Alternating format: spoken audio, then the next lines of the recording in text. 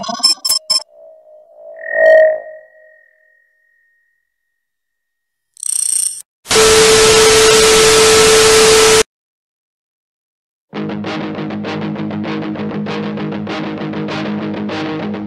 στην πόλη κι όμως βρίσκεις εκεί σε ένα άγνωστο πλήθος, μια φιγούρα σκοτεινή. Το μόνο σου προαίσθημα να νιώθεις πως και σήμερα κάτι θα συμβεί.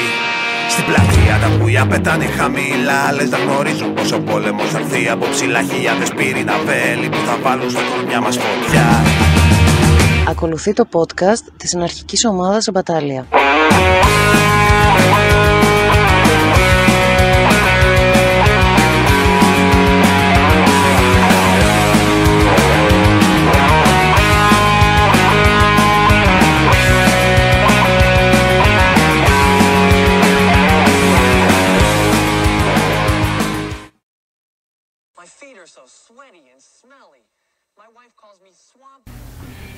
Γεια σε όλους και όλες. Ακούτε το τρίτο podcast της αναρχικής ομάδας Αμπατάλια. Στο σημερινό επεισόδιο θα ασχοληθούμε και θα μιλήσουμε για ένα ζήτημα που έχει απασχολήσει αρκετά την επικαιρότητα, τα απογευματινά χειρουργεία δηλαδή, που ξεκίνησαν ήδη από τις 12 Μαρτίου.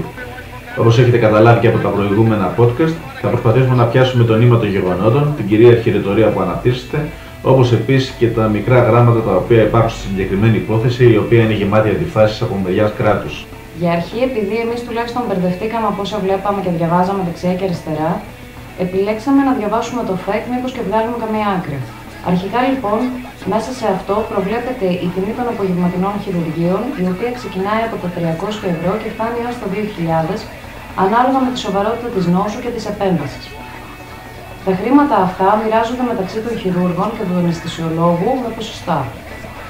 Το νοσηλευτικό και παραϊατρικό προσωπικό από την άλλη αμείβεται παραπάνω, αλλά μόνο σε περίπτωση που υπερβαίνει το τακτικό του ωράριο και βέβαια εννοείται πολύ λίγο σε σχέση με τους γιατρούς.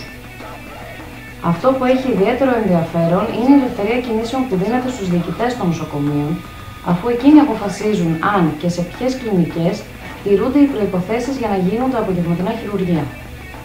Παρότι ορίζεται βάση FAQ, κάποιοι κανόνες που πρέπει να ισχύουν δεν φαίνεται να υπάρχει κάποιος άλλος ελεγκτικός μηχανισμός, με αποτέλεσμα ο κάθε διοικητής να κάνει στην πραγματικότητα ό,τι θέλει. Επειδή όμως τα λεφτά φαίνεται πως θα είναι πολλά, δίνεται παράλληλα η δυνατότητα στο κάθε νοσοκομείο, αν το κρίνει δόκιμο, να πάρει τμήμα αυτών των χρημάτων από τα χειρουργεία, προκειμένου να διατεθούν για την κάλυψη των λειτουργικών του εξόδων. Είναι εξάλλου γνωστό πως έτσι κι αλλιώς το κράτος δεν δαπανάει πολλά από τα ταμεία για την κάλυψη αυτών.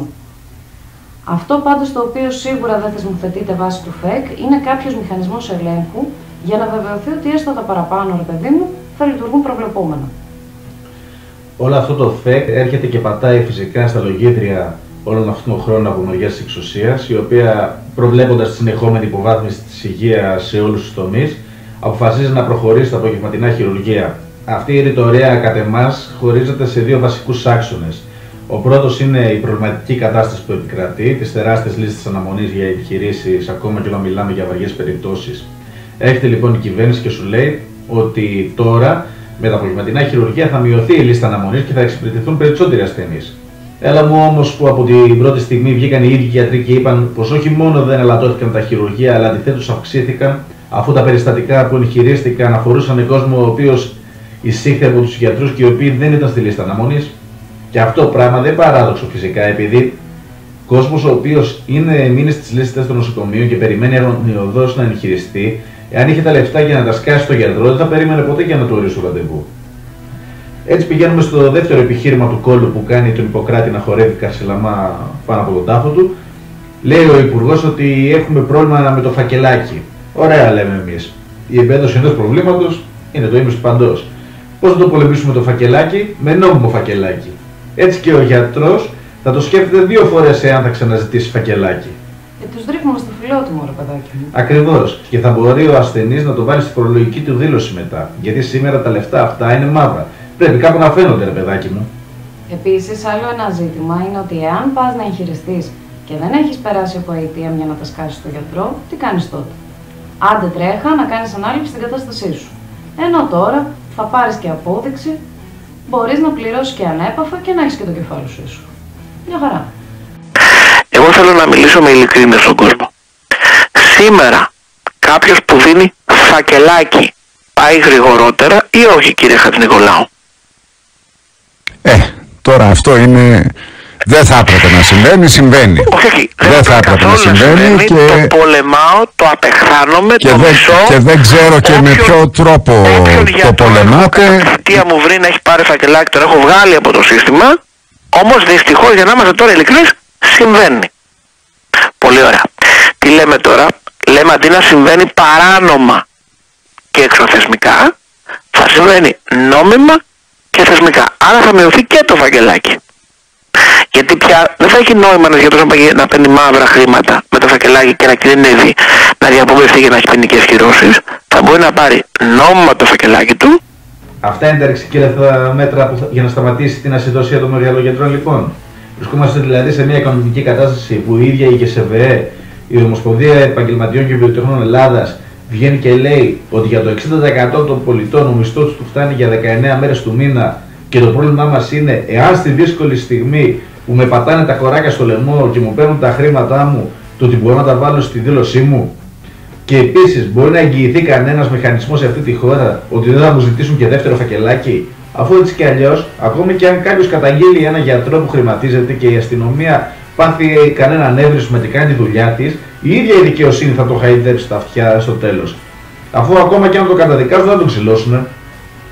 Πάντως το ζήτημα με το φακελάκι δεν είναι κάτι αόριστο. Ένα δώρο στο προσωπικό επειδή έκανε καλή δουλειά. Δεν είναι το 50 λεπτό που αφήνει σερβιτόρα κάτω στο μόλο. Είναι αντιθέτως η απόφαση ότι εάν δεν τα σκάσεις θα πεθάνεις. Και ο τύπος δεν έχει κανένα πρόβλημα για να το κάνει αυτό.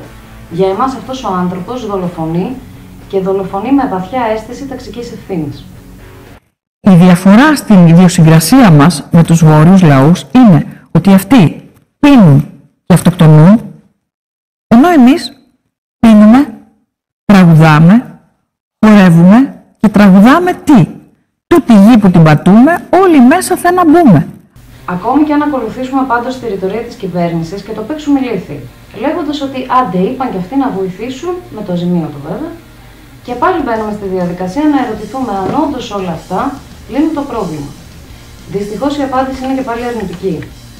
Όπως ενημερώνει τακτικά το νοσηλευτικό προσωπικό όλης της χώρας εδώ και χρόνια, το προσωπικό αλλά και ο εξοπλισμός των νοσοκομείων είναι ελλειπή και κατά συνέπεια πολλές χειρουργικές αίθουσες δεν λειτουργούν καν καθόλου.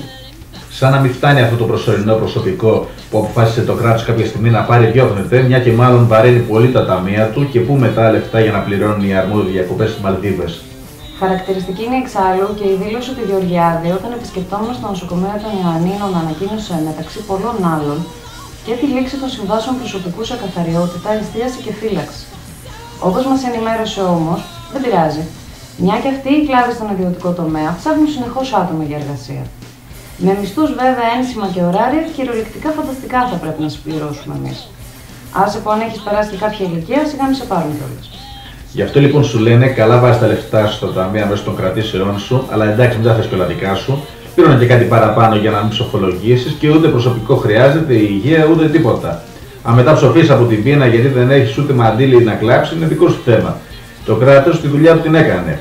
Αν από την άλλη δεν έχεις λεφτά να μπεις σύντομα σε ραντεβού, πάλι δικό σου θέμα. Το κράτος σου δίνει την επιλογή. Πάντως αυτή η συνθήκη λίγο πολύ θυμίζει κάτι από δημοκρασία. Η υψηλότερη προσφορά κερδίζει μια θέση στα ελληνικά δημόσια πάντα χειρουργία. Για να σοβαρέψουμε όμως λίγο πάλι, η κατάσταση για τους μη έχοντες είναι απελπιστική. Χαρακτηριστικό παράδειγμα είναι η αυτοκτονία καρκινοπαθήτρια μερικούς μήνες στην Κρήτη, λόγω αναμονής των φαρμάκων του, κάνοντας την νόσο ανυπόφορη. Με το που νομοθετήθηκαν τα απογευματινά χειρουργεία, ξεκίνησαν και οι καταγγελίες για περιστατικά, τα οποία ενώ θα μπορούσαν να μπουν στα τακτικά, μεταφέρθηκαν ξαφνικά στα απογευματινά. Το λέμε συχνά και το γνωρίζουμε, αλλά δεν μπορούμε εδώ να παραλείψουμε να τονίσουμε πως σε αυτή τη χώρα, αν δεν έχεις χρήματα, μπορείς κάλλιστα να πεθάνεις και να σου πούν και καλά να πάθεις. Το πρόβλημα για εμάς μέσα από όλες αυτές τις μαλακίες που προέκυψαν και ήταν ξεκάθαρο ότι θα συμβούν, είναι η στάση των γιατρών σε όλη αυτή την κατάσταση. Νομίζω ότι αρκετά καλή θέση σε αυτόν τον αγώνα δρόμου έχει κερδίσει και το σωματείο του Πανεπιστημιακού Νοσοκομείου εδώ στα Γιάννα, το οποίο αντιτέθηκε στα απογευματινά χειρουργία, ζητώντας τα χρήματα για αυτά να δίνονται από τα δημόσια ταμεία και όχι από τους φορολογούμενους. Αγνοώντας προφανώς ότι τα χρήματα στα ασφαλιστικά ταμεία είναι των φορολογούμενων και κυρίως το γεγονός ότι εάν το νοσηλευτικό προσωπικό ήθελε παραπάνω λεφτά, θα έπρεπε να ζητήσει αύξηση μισθών. Τουλάχιστον όμως μέσα σε όλο αυτό το βόθρο που επικρατεί υπάρχουν και εργαζόμενοι που έχουν ένα δράμι αξιοπρέπειας και αντιστάθηκαν από την πρώτη στιγμή σε αυτό το έκτρωμα. Χαρακτηριστική περίπτωση αποτέλεσε πέραν των παρεμβάσεων, των ανακοινώσεων και των απεργιών που έγιναν η απόφαση του ιατρικού προσωπικού στα Γιάννενα να περάσει τη Ζούλα ένα απογευματινό χειρουργείο που είχε προγραμματιστεί για τις 26 Απρίλη ως έκτακτο στις 19 του ίδιου μήνα. Αυτά τα λίγα από εμάς για το συγκεκριμένο ζήτημα. Γνωρίζουμε ότι υπάρχουν και πολλές ακόμη πτυχές τις οποίες θα μπορούσαμε να αναφέρουμε, αλλά σε πρώτη φάση επιλέξαμε όσα ακούσατε μέχρι τώρα. Εμάς ως αναρχική ομάδα Μπατάλια μπορείτε να μας βρείτε Τσακάλοφ 20 πάνω από το Άλσος, στο Ελευθεριακό Εργαστήρι Φάρμαη 451, καθώς και στο site και στο mail της ομάδας μας. Καλή σας συνέχεια. Γεια σας.